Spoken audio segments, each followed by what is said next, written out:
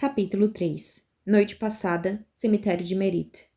Os braços de Sidney estavam começando a doer por causa do peso da pá. Mas pela primeira vez no ano não estava com frio.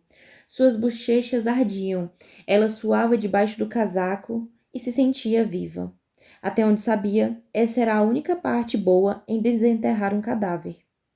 A gente não pode fazer outra coisa? Perguntou ela, apoiando-se na pá. Sidney sabia qual seria a resposta de Victor.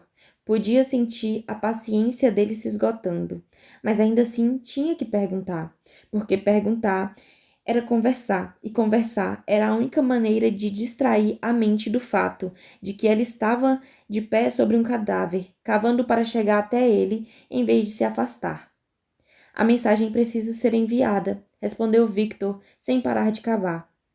Bem, talvez a gente pudesse mandar uma mensagem diferente, sussurrou ela. Isso tem que ser feito, Sid, reforçou ele, por fim erguendo o olhar. Por isso, tenta pensar em algo divertido. Sidney suspirou e voltou a cavar. Alguns punhados de terra depois, ela parou, quase tinha medo de perguntar. No que você está pensando, Victor? Ele deu um sorriso discreto e perigoso. Em como a noite está agradável. Ambos sabiam que era mentira, mas Sidney decidiu que preferia não saber a verdade. Victor não estava pensando no clima. Ele mal sentia o frio atravessando o casaco. Estava ocupado demais tentando imaginar a cara que Eli faria quando recebesse a mensagem. Tentava imaginar o choque, a raiva e, no meio de tudo isso, o medo. Medo por saber que aquilo só podia significar uma coisa. Victor havia escapado. Victor estava livre. E estava indo atrás dele, como havia prometido que faria. Enfiou a pá na terra gelada com um baque satisfatório. Capítulo 4. 10 anos antes. Universidade de Lockland. Você não vai mesmo me dizer o que foi aquilo? Perguntou Victor enquanto seguia Eli pelas enormes portas duplas que davam para o Salão Internacional de Refeições de Lockland, mais conhecido como CIR. Ele não respondeu, ocupado em sua busca por Andy no refeitório. Na opinião de Victor, o lugar parecia um parque temático, com toda a parafernália de uma praça de alimentação, oculta sob painéis de plástico e gesso, do tamanho errado no lugar errado, uma ao lado da outra, ao redor do pátio quadrangular, onde ficavam as mesas, haviam 11 opções de restaurantes com seus diferentes grafados em fontes variadas e com decoração diversa. Perto das portas duplas havia um bistrô que tinha um pórtico baixo usado para organizar a fila de espera. Ao lado ouvia-se música italiana e havia vários fornos de pizza atrás do balcão. Na extremidade oposta do pátio ficavam os restaurantes de comida tailandesa, chinesa e japonesa, com suas lanternas de papel e em cores primárias, vibrantes e convidativas. Além deles, havia um fast food, uma churrascaria, um restaurante de comida caseira, outro de saladas, uma loja de smoothies e um café. Andy Knight estava sentada perto do restaurante italiano, enrolando o macarrão no garfo, os cachos acobreados caindo por cima dos olhos enquanto lia um livro preso debaixo da bandeja. Victor sentiu um formigamento percorrê-lo ao avistá-la. Aquela sensação voyeurística de ver alguém antes de ser visto, de poder simplesmente ficar observando. Esse instante acabou quando ele também a viu e chamou a atenção de Andy sem dizer uma palavra. Os dois eram como ímãs, pensou Victor, cada um com o próprio campo magnético. Todos os dias, durante as aulas ou pelo campus, as pessoas eram sempre atraídas para eles. Até mesmo Victor sentia isso.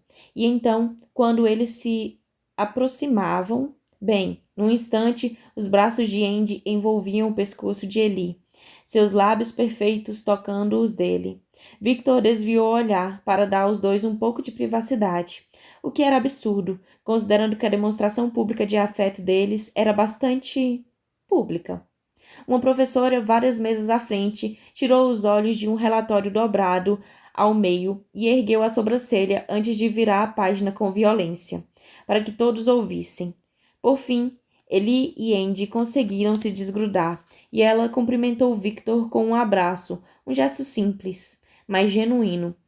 Toda a afeição, porém sem o tesão. Mas não tem problema, ele não estava apaixonado por Andy. Ela não lhe pertencia.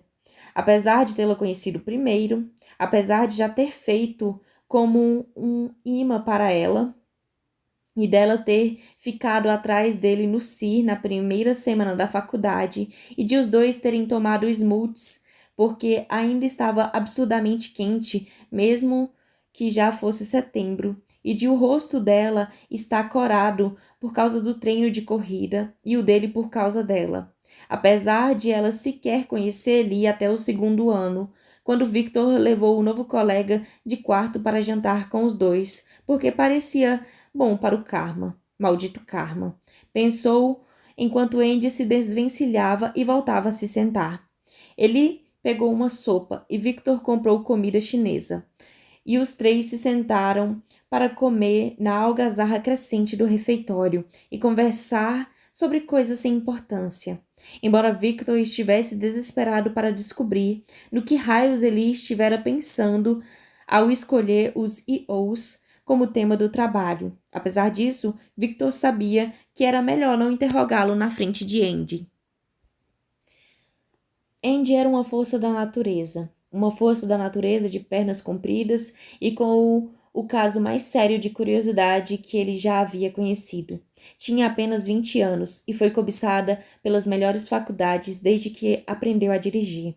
Recebeu dezenas de cartões de visita, seguidos por dezenas de propostas e da mesma quantidade de contatos posteriores, para perguntar o que achava delas.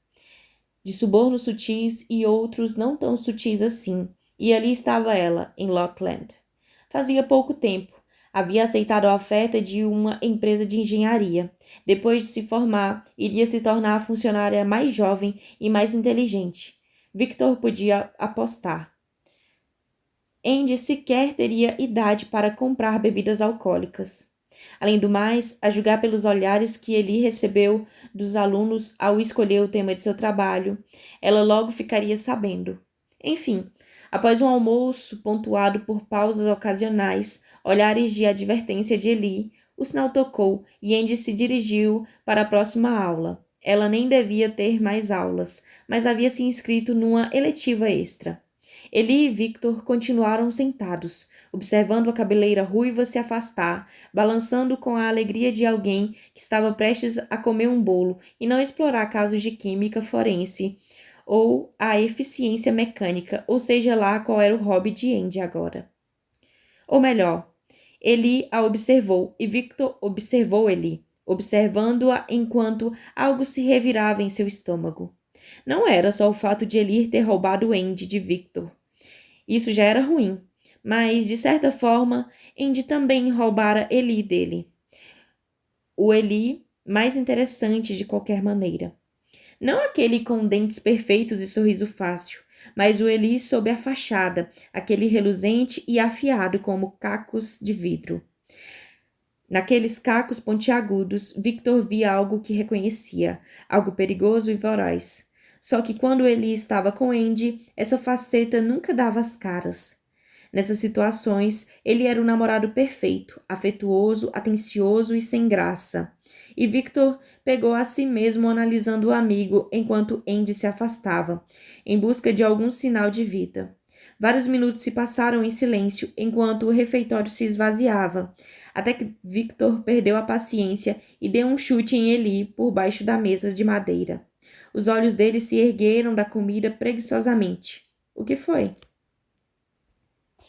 Por que os ious?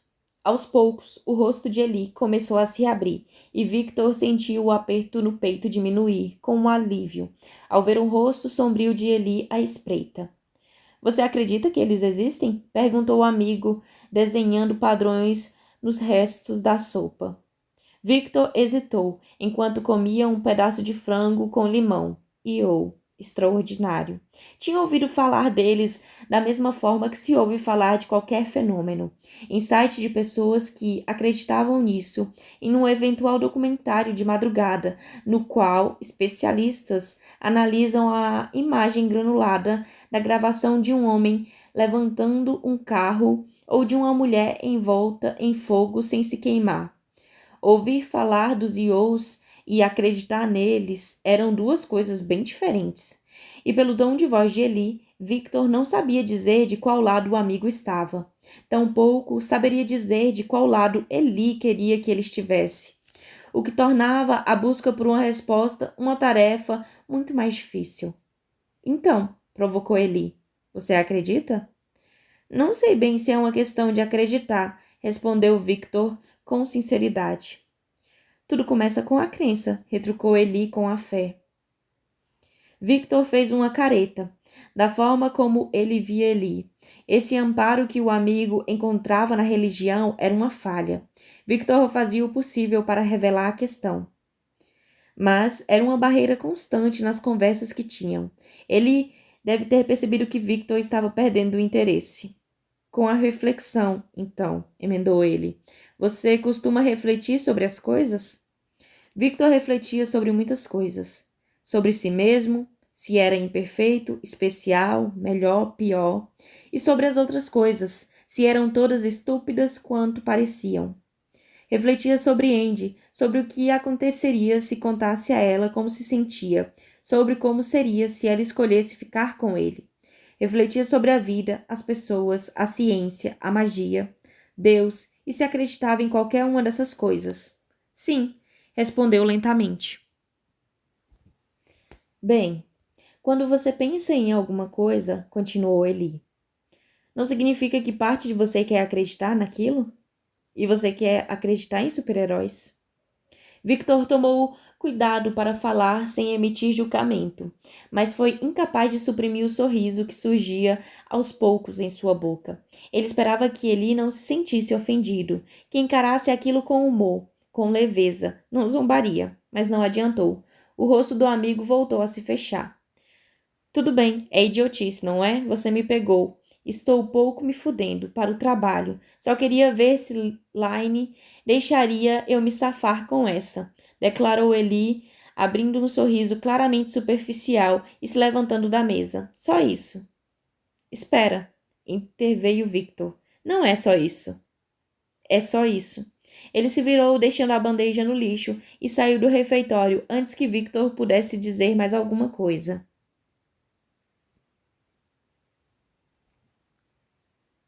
Victor sempre carregava um marcador permanente no bolso de trás da calça, enquanto ele perambulava pelos corredores da biblioteca em busca de livros que o ajudassem a começar o trabalho. Seus dedos coçavam para pegá-lo. A conversa fracassada com Eli o deixou tenso. E ele ansiava pela calma, pela paz, pelo zen particular que encontrava na lenta supressão das palavras de outra pessoa. Ele conseguiu chegar à sessão de medicina sem causar nenhum incidente e acrescentou um livro sobre o sistema nervoso humano ao de psicologia que já tinha escolhido. Após encontrar alguns textos menores sobre glândulas adrenais e impulso humano, foi fazer o registro de saída dos livros, tomando cuidado de manter a ponta dos dedos permanentemente manchadas por causa do projeto de arte, escondidas nos bolsos ou sob a beirada do balcão enquanto o bibliotecário conferia os livros. Houve algumas reclamações durante a época em que estudava em Lockland sobre livros que eram vandalizados, isso quando não eram completamente destruídos. O bibliotecário olhou para Victor por cima da pilha de livros como se os crimes estivessem escritos no rosto dele, em vez de nos dedos, antes de, por fim, registrar a saída dos livros e devolvê-lo a ele. De volta ao quarto do alojamento que dividia com Eli, Victor tirou as coisas da mochila. Ele se ajoelhou e colocou o livro de autoajuda todo rasurado numa prateleira baixa, ao lado de outros dois que tinha pego emprestado e alterado, satisfeito por ainda não ter recebido nenhuma ligação pedindo para devolvê-los à biblioteca. Deixou os livros sobre a adrenalina na mesa. Ouviu a porta ser aberta e fechada, e alguns minutos depois foi para a sala de estar, onde encontrou Eli jogado no sofá.